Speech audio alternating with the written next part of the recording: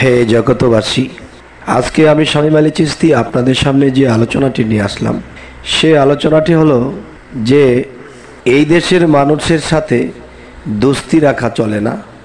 গায়ের মাংস কাইটা দিলে আপন বলে বোঝে না, চোরেই চোরের সাক্ষী দেবে, তোর কথা কেউ কবে না। তবে একটা কথা কিন্তু আমরা সকলেই জানি শুনি যে মুমিনদের জন্য দুনিয়াটা একটা জেলখানা।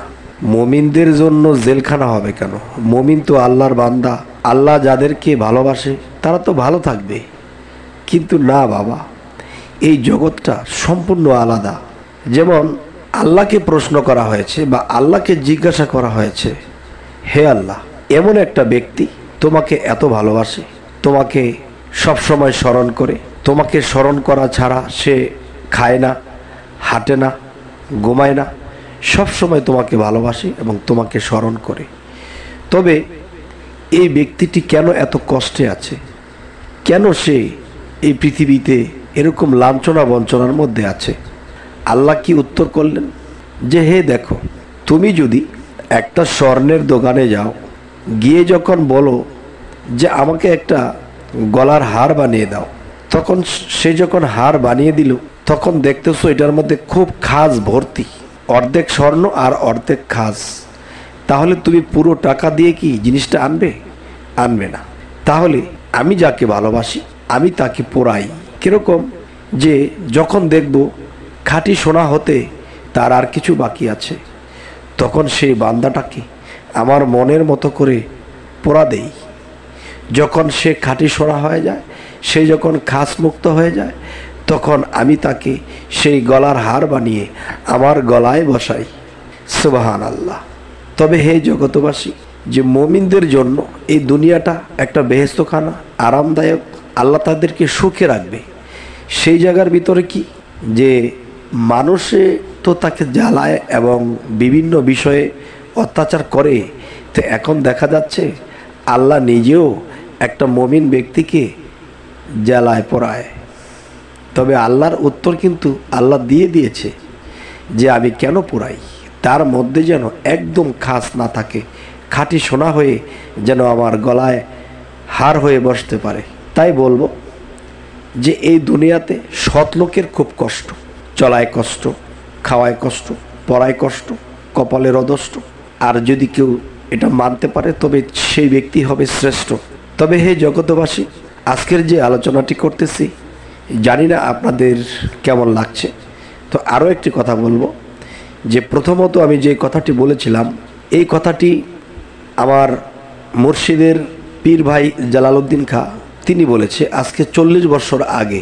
তাহলে 40 বছর আগেও দেখা যায় মানুষ এরকম ডিস্টার্ব ছিল এবং সে জ্বালা যন্ত্রণা ভোগ করেছে এবং মানুষের সাথে জবান হয়েছে, একটা করেছে আরেকটা।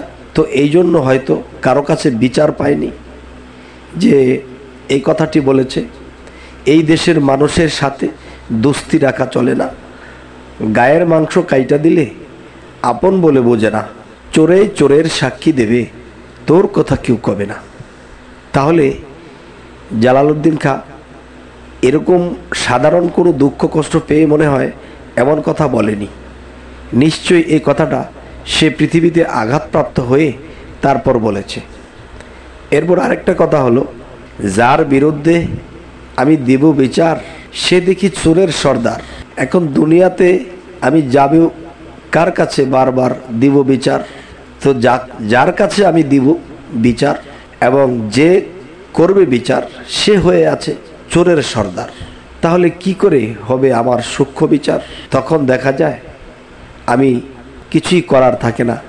তখন আল্লাহর কথা ভেবে তখন কি বলা হয়, হে আল্লাহ, যদি আমাকে আরও অসম্মানী, আমাকে আরও জ্বালা যন্ত্রণা দেওয়া হয়, আমাকে আরও কষ্ট দেওয়া হয়, আমি হাসি মুখে অবশ্যই মেনে নেব। তবে হে আল্লাহ, তুমি এই পৃথিবীতে আমাকে যতটুকু জ্বালা যন্ত্রণা দেওয়ার দিয়ে আমাকে পরিষ্কার করে তুমি এই পৃথিবী থেকে নিয়ে যাও। এই পৃথিবীর জ্বালা যন্ত্রণা বড়ই কষ্ট। যেমন জন্ম নেওয়ার একটা কষ্ট, তেমনি জন্ম দেওয়ারও একটা কষ্ট। তবে হে জগতবাসী, এটাকে মনে করবেন না কপালের অদষ্ট, এটাকেই মনে করবেন যে আপনাকে এই জ্বালা যন্ত্রণা একদিন করে তুলবে শ্রেষ্ঠ।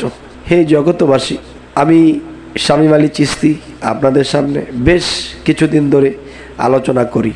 আমি তো একটা ক্ষুদ্র জ্ঞান আমার মধ্যে আল্লাহ দিয়েছে, এ থেকেই আমি কথা বলি। কিন্তু যাদের কাছে এই কথাগুলো পৌঁছায়, এর মধ্যে অনেক লোকই আছে আল্লাহর মহাজ্ঞান থেকে কিছু জ্ঞান লাভ করেছে। তারা যদি আমার এই কথাগুলো দেখে সঠিক আছে, তবুও তারা মুচকি হেসে দেবেন। যদি আমার কথা একটু ভুলও থাকে, তবুও তারা মুচকি হেসে দেবেন। তবে কোন হাসিটা যে আমার পক্ষে আর কোন হাসিটা যে আমার বিপক্ষে, আমি তো বুঝতে পারছি না। তাই বলবো কি, অবশ্যই কমেন্টে জানাবেন যদি আমার কোনো কথায় এদিক সেদিক হয়ে থাকে। তাই আমি একটি কথা বলবো যে নিজেকে ছোট করা আমার খুব ভালো লাগে। আমি যদি কারো কাছে কোনো বিষয়ে হেরে যাই, আমার ভালো লাগে। কেউ যদি আমাকে ঠকিয়ে দেয়, আমার ভালো লাগে। এবং আমাকে যদি কেউ নিন্দা করে, আমার ভালো লাগে। কেন জানেন? যে একটা মানুষ যখন আমাকে নিন্দা করলো, তখন আমি আরেক দিকে তাকিয়ে হেসে দেই। কেন? যে আল্লাহ বলেছে যে ধৈর্যশীল হয় এবং ধৈর্য ধারণ করে যে কোনো বিষয়, তার জন্য আমি মহাপুরস্কার রেখেছি। আর একটা কথা বলা হয়েছে, মানুষ যখন বিভিন্নভাবে একজন মানুষকে টর্চারিং করে, মানুষকে মূল্য দেয় না এবং বকাঝকা করে, তখন বলেছে যাকে বকাঝকা করলো তিনি তো আসলে বকাঝকার মানুষটা নয়, তবুও সে সয়। এই জন্য তার দেহের থেকে খুচরা পাপগুলো ক্ষয়। সুবহানাল্লাহ। তবে আজকের এই আলোচনা এই জন্যই করলাম যে এই দুনিয়াটা মুমিনের জন্য একটা জেলখানা। আর এই জেলখানার মধ্যে শান্তিতে কেউ থাকতে পারে না। একমাত্র শান্তি তাদের জন্য যারা এই পৃথিবীতে এসে যারা লুটতরাজ করতেছে, আল্লাহর আইন ভঙ্গ করতেছে, বিভিন্ন খারাপে লিপ্ত হইতেছে, তারা একমাত্র এই পৃথিবীতে সুখী।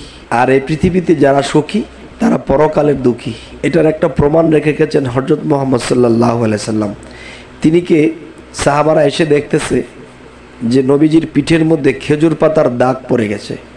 তখন হযরত মুহাম্মদ সাল্লাল্লাহু আলাইহি সাল্লামকে জিজ্ঞাসা করতেছে সাহাবাগণ, হে হুজুর, আপনি একবার বলুন, আপনার জন্য ল্যাপ তোষক এনে নরম বিছানা করে দেব।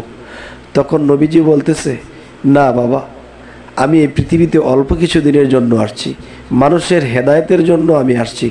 আমি এখানে সুখ শান্তি করতে আসিনি, আমি এখানে কষ্টই করতে এসেছি। তাই আমি বলবো, এই জগতে আল্লাহ যাকে ভালোবাসে তাকে দুঃখ দেয় বেশি, তাকে কষ্ট দেয় বেশি। আর এই কষ্ট যে হাসি মুখে সইতে পারে, তার জীবন ধন্য হয়ে যাবে। তবে আজকের এই কথাগুলো আপনাদের কেমন লাগলো জানি না। তবে যদি ভালো লাগে এবং সামনে আমাদের ভালো ভালো আলোচনা পাইতে, আপনারা অবশ্যই যারা নতুন আমাদের চ্যানেলে আসছেন, তারা অবশ্যই চ্যানেলটিকে সাবস্ক্রাইব করে রাখুন, পরবর্তীতে যেন আপনাদেরকে ভালো ভালো ভিডিও দিতে পারি। তবে সকলেই ভালো থাকবেন। আজ এ পর্যন্তই। আল্লাহ হাফিজ।